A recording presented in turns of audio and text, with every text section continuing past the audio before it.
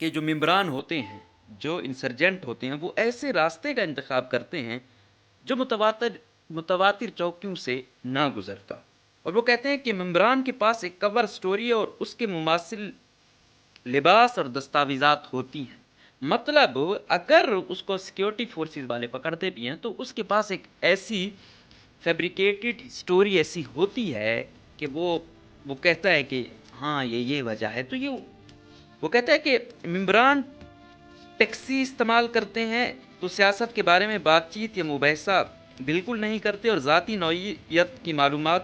نہیں دیتے۔ کہتا ہے کہ ان کے پاس اجازت نامہ ہوتا ہے نجی اس میں، اور یہ خلاف ورزی بھی نہیں کرتے تاکہ ان پر شک ہی نہ جائے، اور یہ بالکل قانون کو فالو کر کے اپنی منزل تک پہنچ جائیں۔ کہتے ہیں کہ ان کے پاس ایسی گاڑیاں ہوتی ہیں جو توجہ مبذول نہیں کراتی بلکہ علاقے میں چلنے والی دوسری گاڑیوں کی طرح ہو۔ مطلب ایسی گاڑی یہ لیتے ہیں جو عام ہو۔ ہاں یہ اہم پوائنٹ ہے کہ جو گاڑی وہ لیتے ہیں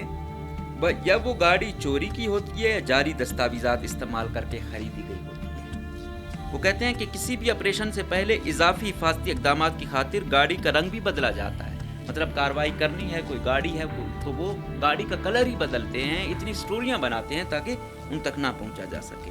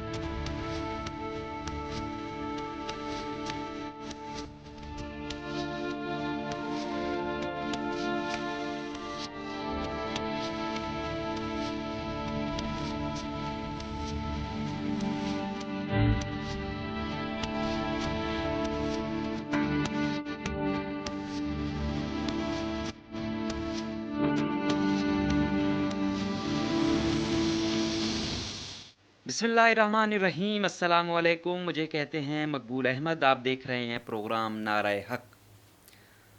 ہم نے ایک سیریز شروع کی ہوئی تھی کہ بلوچستان میں انسرجنسی کی وجہ کیا ہے، اور انسرجنٹ کوئی بنتا کیسے ہے، اور انسرجنٹ کام کیسے کرتے ہیں۔ اب ہم نے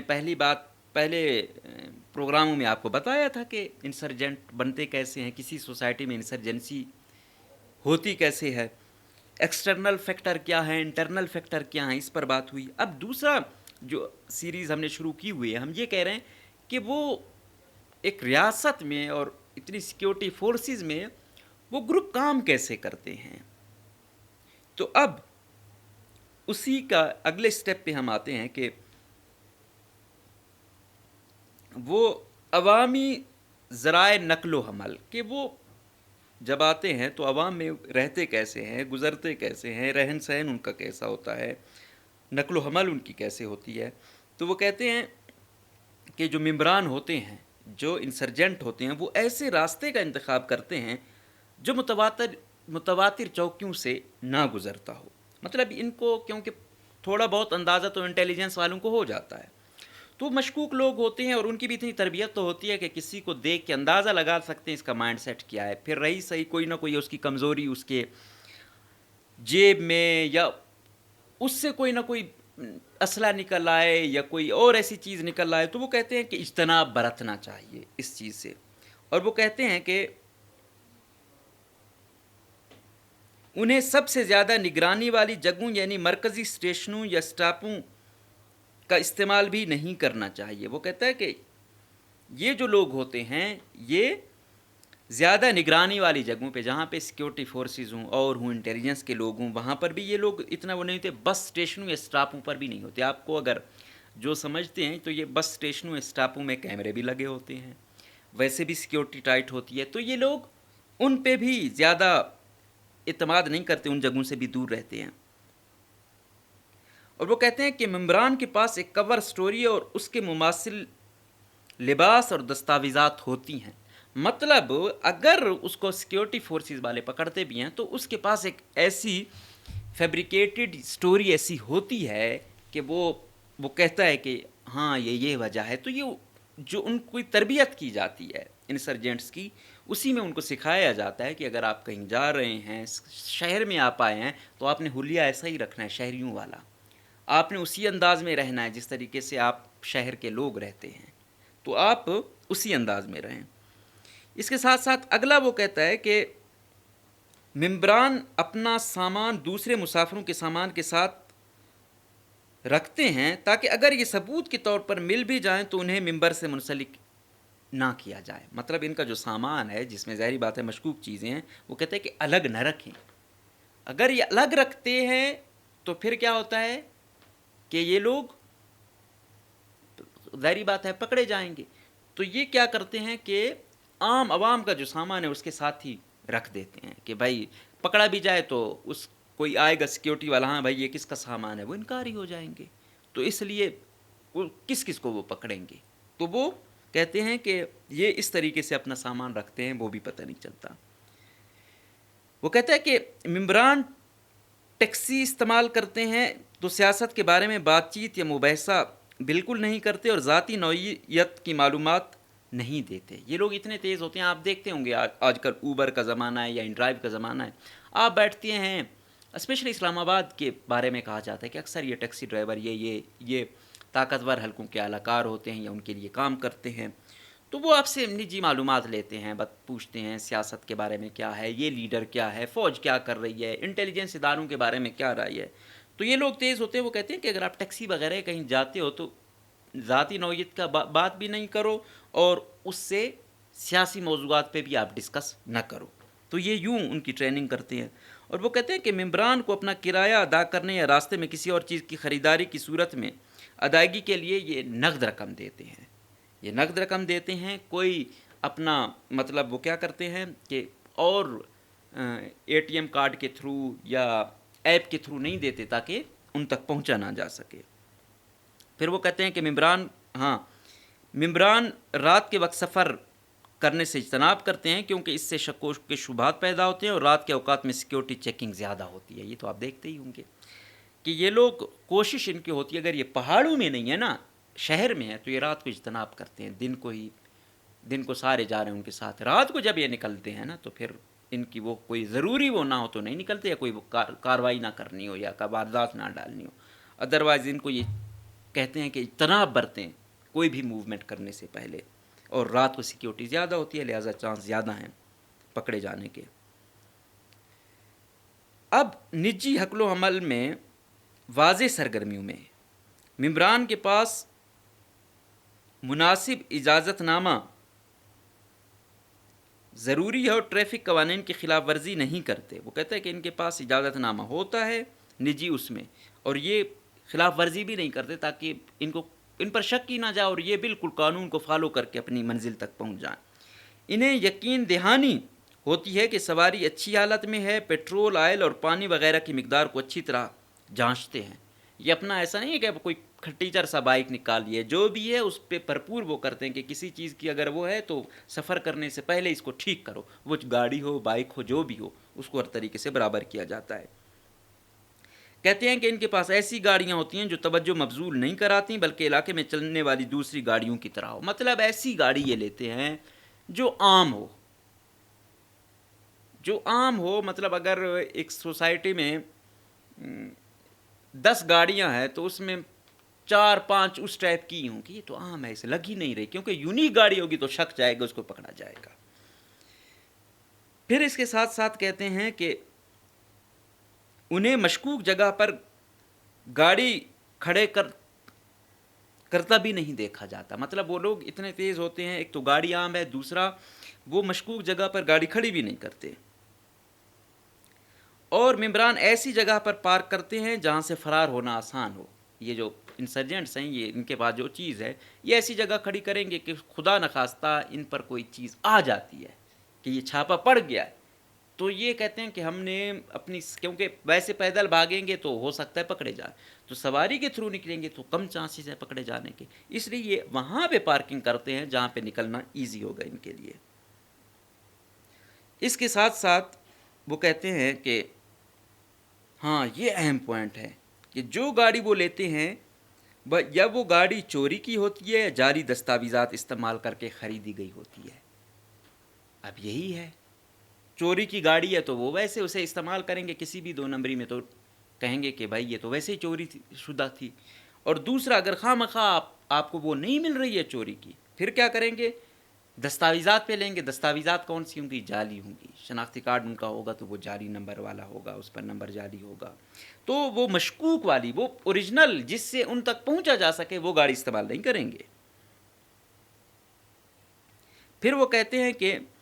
گاڑی کی چوری یا خریداری کے لیے صرف ایک ہی ممبر جاتا ہے، ایسا نہیں ہے کہ گاڑیوں کی وہ جائیں تو بہت سارے، کیوں؟ کل اگر وہ گاڑی جس نے بیچی ہوتی ہے اس تک پہنچتے بھی ہیں تو وہ کہتا ہے گیا ایسا بندہ ہے یہ وہ، اگر اس کے ساتھ اور لوگ ہوں گے تو وہ کہے گا کہ ہاں ایسے لوگ تھے، تو ایک کی نسبت 4-5 لوگوں تک پہنچنا ایزی ہوتا ہے۔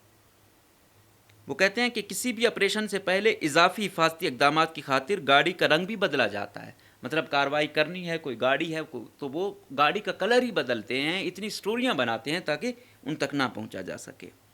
وہ کہتے ہیں کہ ساز و سامان منتقل کر رہے ہوتے ہیں تو ممبران کو جو ان کے ساتھی ہیں ایسے انداز میں چھپاتے ہیں تاکہ کسی بھی تلاشی کے دوران ان کو ڈھونڈنا مشکل ہو، مطلب یہ اپنے ساتھیوں کو یا جو سامان ادھر ادھر وہ کرتے ہیں اتنے خفیہ سیل یہ بناتے ہیں کہ بہت مشکل ہوتا ہے، کوئی بہت ہی بڑا انویسٹیگیٹر ہو تو پہنچ سکتا ہے، ادروائز مشکل ہے۔ اگلا وہ کہ ممبران ایک فارورڈ آبزرور، آگے کے حالات کا مشاہدہ کرنے والا رکھتے ہیں جو راستے میں کسی بھی سیکیورٹی چیک پوائنٹ اور واقعے کے بارے میں فوری اطلاع دیتا ہے۔ یہ لوگ ایسا نہیں ہے کہ موو کیا بس گاڑی لی اور اسلحہ لیا نکل گئے، نو، پہلے ان کی باقاعدہ جس طرح وزیر اعلیٰ نکلتا ہے، جس طریقے سے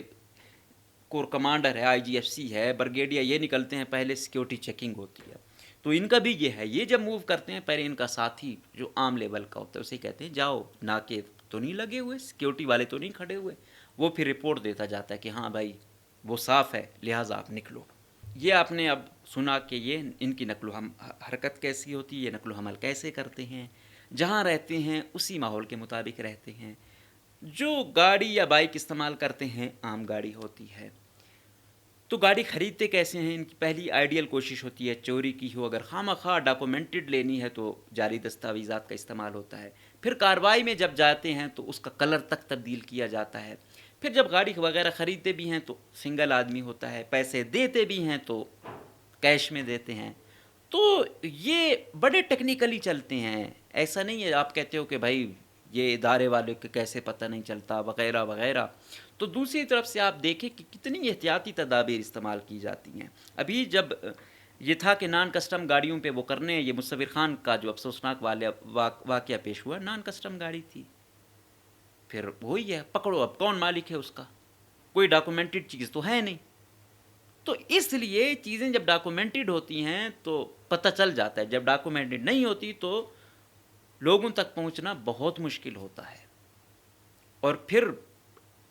ہر مرلے پر یہ چیزیں تبدیل کرتے رہتے ہیں، تو جو عام جنگ ہے اور انسرجنٹس کی جنگ ہے وہ بہت ڈیفرنٹ ہوتی ہے، اس کو اگر یہ ایک حکمت عملی بنائی جاتی ہے وہ 3 اور بناتے ہیں، تو یہ بڑی ٹیکنیکل بھی ہے، بڑی سخت بھی ہے، بڑی ٹائم ٹیکنگ بھی ہے۔ تو امید ہے آج اس حوالے سے بھی آپ کو تھوڑی سمجھ آ گئی ہوگی کہ جو اکثر بات کہی جاتی ہے کہ یہ نان کسٹم گاڑیاں دوسری کیسے استعمال ہوتی ہیں دہشت گردی میں، کیسے جو ہے نا شرانگیزی میں استعمال ہوتی ہیں، تو آج آپ لوگوں کا تھوڑا سا سرخلاص ہوا ہوگا۔ تو اگلے میں پھر ہم ان کے ساز و سامان پہ بات کریں گے کہ یہ کیسے موو کرتے ہیں، کیسا سامان ہوتا ہے، شہروں میں اس کی کیا صورتحال ہوتی ہے، دیہاتوں میں کیسے لے جاتے ہیں۔ تو اس بارے میں جو بھی آپ لوگوں کا فیڈ بیک ہے یا کوئی چیز کم آپ کو وہ نظر آ رہی ہے کہ اس طرح ہائی لائٹ نہیں ہو رہی یا کوئی گیپ آ رہا ہے تو اس کی بھی آپ لوگ ضرور نشاندہی کریں، کیونکہ ہم جس خطے میں رہ رہے ہیں انفارچونیٹلی یہاں پہ انسرجنسی عروج پر ہے، ہم اس کو مانیں یا نہ مانیں، سیکیورٹی فورسز اور انسرجنٹ سامنے سامنے ہیں، ہمیں پتہ نہیں چلتا کہ بھائی انسرجنٹس کام کیسے کرتے ہیں، کیا ہوتا ہے۔ یہ ہم کہتے ہیں کہ بھائی کبھی کہتے ہیں کہ یہ مزدور نہیں ہے، یہ انٹیلیجنس کے لوگ ہوتے ہیں، کبھی ہم دیکھتے ہیں کہ بھائی یہ چلو پنجابیوں کو مارنا سمجھ آتا ہے، یہ اپنے بلوچ کو کیوں مار رہے ہیں، کیا وجہ ہے۔ تو اس چیز کو ہم سمجھ رہے ہیں، انسرجنسی جاتی کیسے ہے، بڑھتی کیسے ہے، محرکات کیا ہوتے ہیں، سول سوسائٹی کے کیا کردار ادا کرتی ہے، عدالتیں کیا کردار ادا کرتی ہیں، سیکیورٹی فورسز کا کیا رول ہوتا ہے، ادیب اور باقی جو لوگ ہیں، ہر ایک کا اپنا اپنا ایک کردار ہوتا ہے۔ تو سوسائٹی ایسا نہیں ہے کہ ایک ہی فریق آ گیا بس اس کی اور اس کی، اس میں سب کہیں نہ کہیں اپنا کردار ادا کر رہے ہوتے ہیں۔ تو ہم کوشش کریں گے خود بھی سمجھنے کی اور آپ تک بھی پہنچانے کی۔ اگلے پروگرام تک اجازت دیجیے، اللہ حافظ۔